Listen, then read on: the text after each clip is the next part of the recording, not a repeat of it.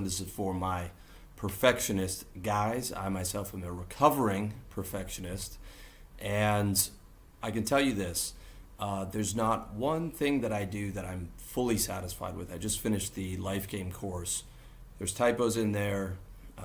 There's times where I stumbled over my words. I don't like the lighting. I don't like the lighting in any of these videos. So many things. Take any part of any of my multiple businesses, there's things that I could or should be doing better. That being said, it is a night and day difference from, let's say, 15 years ago. And here's why. I learned to identify primarily as an entrepreneur. And by that, I mean, the purpose of, my primary existence is to hit targets. And when it comes to net worth, and then it comes to income targets, I've got the yearly target, and then I've got the decade-long target, and I force myself to live on that and to take those very seriously. So there's all kinds of issues that come up, especially in this business. This is the most difficult one of my businesses because it is a creative business. It is a passion project, and all these different types of things. And I do have an artistic streak. I do have a creative streak. And it's much easier in, let's say, an engineering business to take imperfect action, right? But, you might have a brand as well, or you might have, different businesses, and you're struggling that your business system isn't perfect and your operational system isn't perfect, and you're worried about hiring in the perfect person, or you're worried about putting out the perfect ad or making the perfect cold call sequence, the perfect objection management sequence and all these things. And what happens is you've got a bunch of projects on deck and you either don't start them or you push them off and you procrastinate and they end up not getting done, and it starts to become overwhelming and weighs on you. And, you hear from these videos, from self-improvement, take imperfect action, and it's the right thing to do, but it's just too difficult, especially if you're one of these guys where, your reputation's important.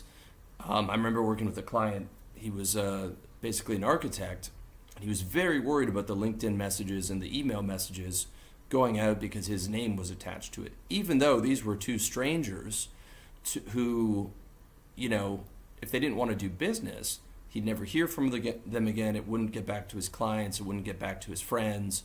It wouldn't get back to anything within his reality, right? So it was no harm, no foul. And it's not like we were saying anything aggressive or things of that nature. It was just a typical sales pitch. But it was so painful for him, he didn't end up doing it.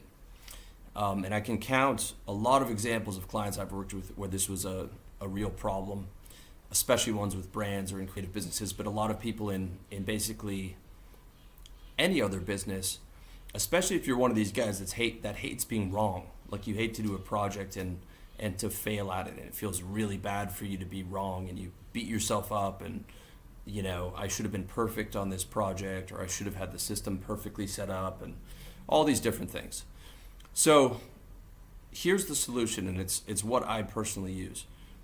And you can see how to do this in my Life Game course, how to set your yearly targets and your decade-long targets. If you have the right targets that you think are attainable and they're at the high end of your range, right? Like, let's say you're trying to go to your 10K a month to 40K a month, and that's your primary target for the year. And then you've got your physique target, right? Let's say you're 6 feet tall, you want to be 210, six pack, 50 pounds of muscle. Got a relationship target, you want a high quality girlfriend, let's say 8 out of 10, 8.5 out of 10, who's loyal. And then you might have, a couple other targets like getting a passport or whatever. But, the importance level is the income, and then the net worth, then the physique, and all these things. So let's say you're setting those targets, and they're linked to your decade-long targets, right? By the end of the decade, you want income of $400K a month profit, right? To go to hit 40K this year, and then keep adding all the way up to 400K, right? And you're dead serious about this. Like, it is your primary priority in life outside of your spiritual aspects and making sure your health is on point. you're living for that target, okay? So when you're waking up every day, you should be asking, how am I going to 40K a month? How am I going to 40K a month? How am I going to 40K a month? How am I going to 40K a month? How am I going to 40K a month? And the only other questions you're asking are, what else do I need to do to get to 210 pounds, okay? But most of those, right? Like, let's say you've got your physique goal, your girl goal, whatever. That should be handled by start of the year. You set your diet, you set your protein intake, and you're hitting the gym 3 times a week, push into fatigue, right? You've got your workout plan in place already. You're not going to tinker and change it around.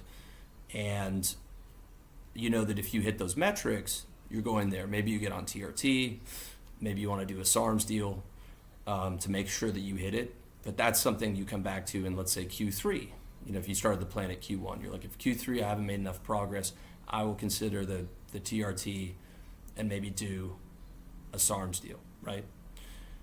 For the women thing, that would be like, you know, you've got a team on Instagram, dating apps or whatever, just pounding messages out, scheduling you 3 dates a week.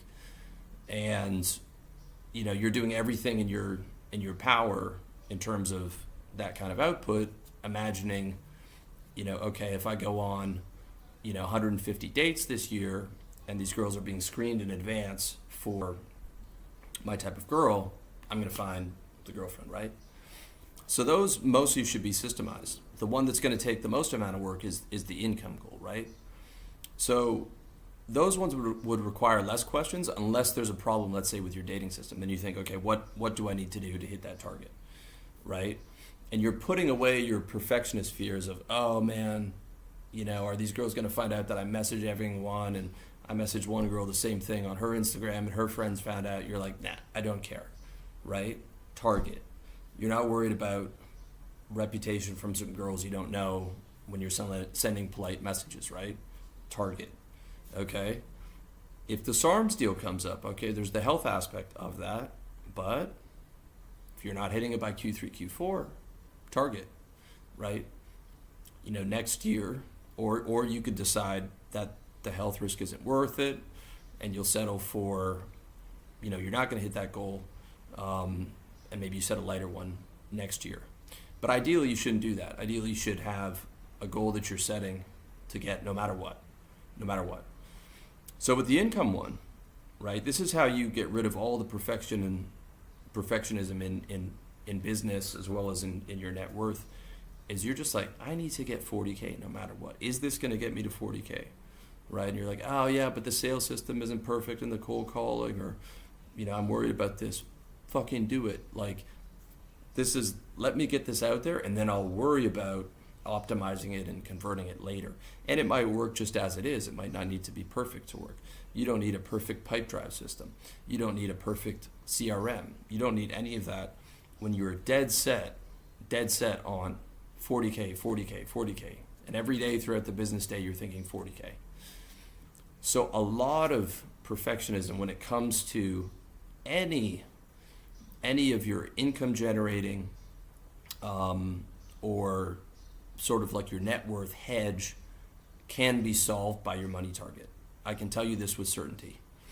And the key is setting these decade-long targets, right? And then setting the yearly ones to where they stack up to where you'd be like, oh, I'd be thrilled a decade from now if, you know, I'm worth 5-10 million and I'm doing 400K a month. And I'd be thrilled this year if I go from 10K a month to 40K, right? Assuming it's profit. And you're taking those things deadly serious. That's why you're not setting more than 4, 5, 6 goals a year,